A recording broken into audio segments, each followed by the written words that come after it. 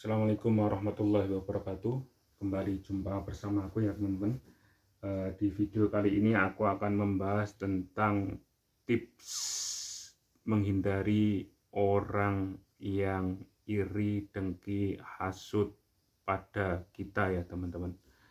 Jadi perlu diketahui bahwa perasaan iri dari seseorang yang kita kenal itu tidak memandang logika, tidak memandang keimanan di dada, tidak memandang akal yang waras teman-teman.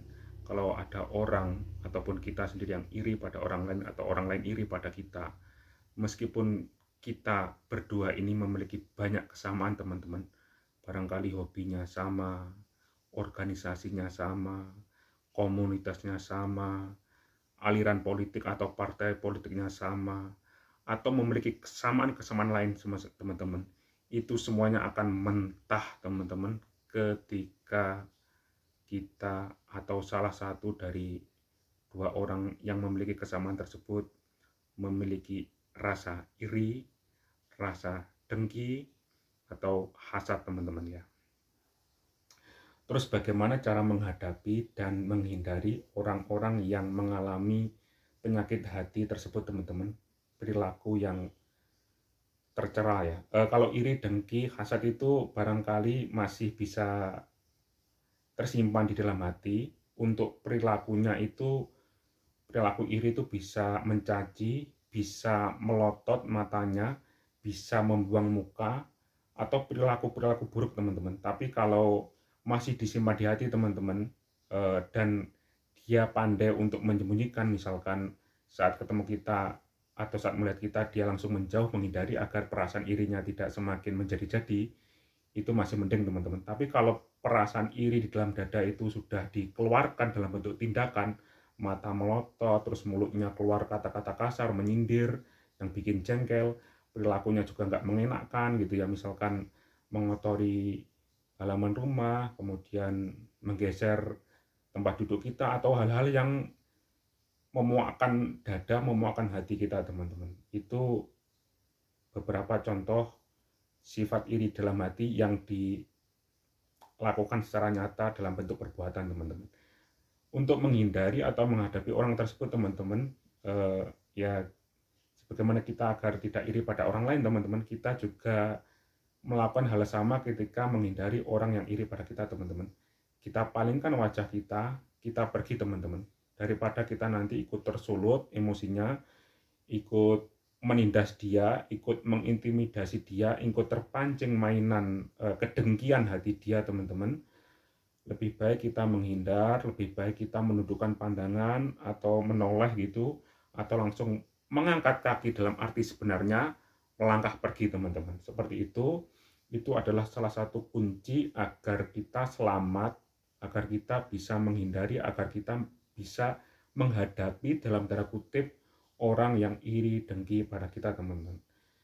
Kalau kita memang merasa hati kita kuat, mental kita baja gitu ya, menghadapi orang yang iri pada kita, silahkan kita hadapi. Kita juga pura-pura baik, murah senyum, terus menjaga omongan, lisannya kita itu pandai berbahasa basi, pandai mengambil hati, itu nanti mungkin akan bisa untuk mengendalikan atau menaklukkan orang yang iri pada kita teman-teman. Tapi kalau kita merasa sulit untuk berpura-pura, sulit untuk berbahasa basi, sulit untuk bermanipulasi, maksud aku manipulasi muka kita, manipulasi omongan kita, manipulasi mimik muka kita, manipulasi gerak tubuh kita gitu, ya kembali lagi pergi teman-teman.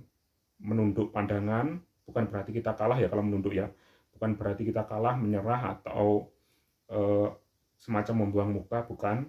Itu menundukkan adalah sebagai simbol kita itu ingin mengalah, bukan mengalah kepada manusianya, tapi mengalah kepada ego kita, kepada nafsu kita, mengalah karena ingin mencari ridho Allah Subhanahu wa Ta'ala. Seperti itu teman-teman. Atau menoleh, atau langsung pergi melangkahkan kaki. Seperti itu ya teman-teman. Itu adalah tips menghadapi atau menghindari orang yang iri, dengki, hasad pada kita teman-teman. cara atau langkah berikutnya adalah kita perlu untuk melakukan upaya yang lebih keras, pengorbanan yang lebih keras, teman-teman. Kita beri kompensasi, teman-teman. Teori kompensasi yang pernah aku bahas di video sebelumnya. Kompensasi itu bisa berupa sedekah, teman-teman, bisa berupa hadiah atau bentuk tolongan konkret, teman-teman. Ya, kompensasi yang butuh upaya keras, teman-teman. Kalau kompensasi ringan seperti berupa senyuman gitu ya, itu kan sudah aku sebutkan di sebelumnya, teman-teman. Yang apa itu kita hadapi dengan basa-basi senyuman atau kepura-puraan wajah kita tersenyum. Itu harus lebih dari itu, teman-teman. Kita berikan contoh nyata, misalkan memberikan dia oleh-oleh, memberikan dia hadiah, atau bentuk-bentuk nyata yang bernilai bagi dia, kita kasih dia, teman-teman. Ya bisa parcel, bisa hampers, atau apapun yang sekiranya membuat dia itu merasa dihargai, teman-teman. Jangan memberikan hadiah yang seadanya, yang murahan, atau malah justru makin membuat dia tersinggung, teman-teman. Itu ya. Itu untuk membasmi dalam kutip orang yang iri dengki ya. Terus langkah selanjutnya adalah bisa dengan cara melakukan pendekatan, teman-teman. Pendekatannya bisa secara komunikasi, ya, komunikasi secara lisan, komunikasi secara lebih erat, ya diawali dengan apa itu tadi, memberi hadiah itu ya. Kita rayu dia, kita dekati hatinya, kita dapatkan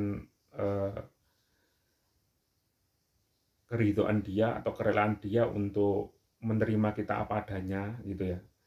Itu seperti itu, teman-teman. Kita manipulasi dia, kita raih hatinya seperti itu ya.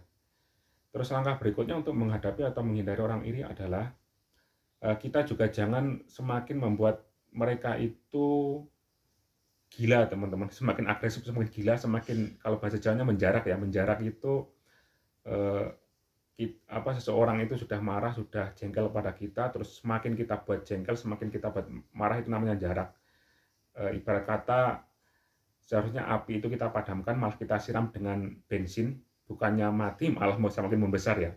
Misalkan orang tetangga atau siapapun iri pada kita beli mobil baru gitu ya, dia iri, dia dengki, dia hasad gitu misalkan gitu. Terus kita semakin membakar dia, kita beli mobil 2, atau kita beli sesuatu yang lebih mewah lagi, yang lebih mahal lagi. Itu nanti malah terkesan kita menantang dia, terkesan kita itu semakin sombong dan semacam, teman-teman. Karena orang iri itu kadangkala untuk menutupi irinya itu menyebut orang lain itu sombong, menyebut orang lain itu